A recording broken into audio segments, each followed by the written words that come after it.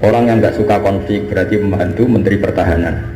Meskipun dulu kamu milih 01, dapatnya 02. Itu barokahnya Indonesia. Milih 1, dapat 2. Betul, saya itu punya doanya Mbah Mun.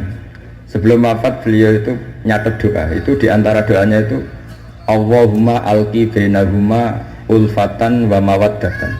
Ya Allah, jadikan dua tokoh ini yaitu Jokowi dan Prabowo, Pak Jokowi dan Pak Prabowo ulfatan, saling asih dan saling mencintai. Dulu ketika masih panas itu saya baca doa itu agak ini bener gak? Saya Jumat sebelum Yai Haji itu masih ketemu Jumat. Beliau cerita kalau mau ketemu Megawati, terus ketemu Bu Mega di Sabtu. Ahad beliau terbang ke Mekah, terus Selasanya wafat. Selasa keberapa itu hanya hari Selasa. Itu diantara doa yang dititipkan sama anak dalam itu, doa itu. Yang baca juga agak-agak ini yang bener aja doa ini. Terus uniknya doa itu ditutup min abdikal fakir memun zubair. Ya Allah, jangan lihatlah saya, kata Bangun di doa itu, lihatlah saya yang berdoa. Barang kemarin setelah pelantikan menteri ternyata seperti itu saya tambah kagum bahwa kita punya guru seorang wali, jadi doain sesuatu yang mukal saja kesampaian.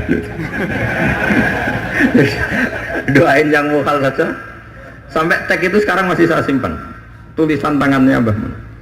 Itu dulu diberikan anak dalam. Kalau saya itu nerima wasiat jadi pengurus, jadi beberapa kali saya ditawarin jadi pengurus PBNU, saya nggak mau, sampai berkali-kali nggak mau.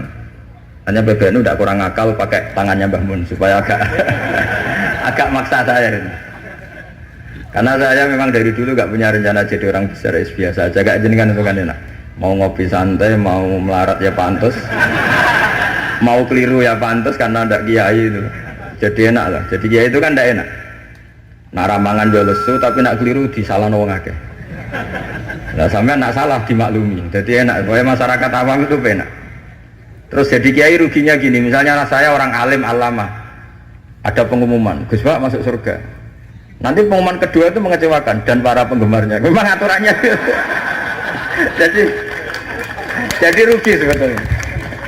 Karena memang aturannya gitu. Para wali, para orang alim ini kan dapat masuk surga.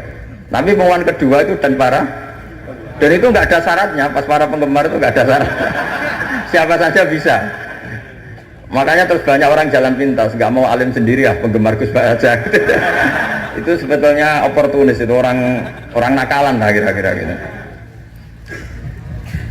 Terus akhirnya saya ditimbali beliau, kata beliau menyuruh saya supaya mau jadi di antara jajaran Suriah.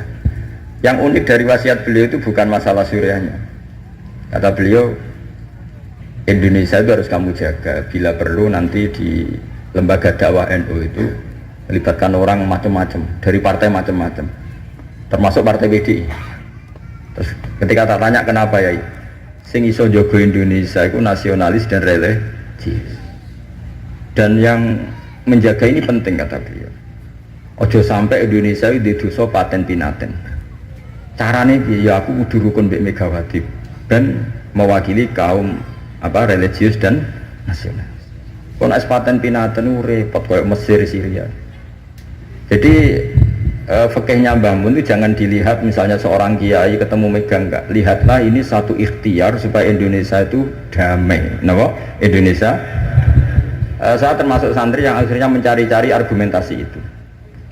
Singkat cerita, saya nyari itu di khazanah-khazanah kitab dan ketemu, yaitu Rasulullah pernah berdamai dengan Suhail bin Amr. Suhail bin Amr itu tokoh kafir Quraisy yang bisa mengendalikan Quraisy. Sekali dia komando perang maka perang. Padahal posisi Nabi sudah di Hudaybiyah, kira-kira 25 kilo dari Mekah. Itu kalau perang pasti banyak korbannya. Dan itu semua perjanjian merugikan Nabi, tapi diterima saja. Asal tidak terjadi saling bunuh, saling chaos, saling kolab. Itu yang ditiru Mbah Mun. Tapi sekarang orang enggak, kadang pakai hitam putih. Pokoknya saya putih pasti benar, ini hitam pasti salah. Yang dilupakan adalah kalau betul orang lain itu hitam, ini pun tanggung jawab kita, karena ini juga umat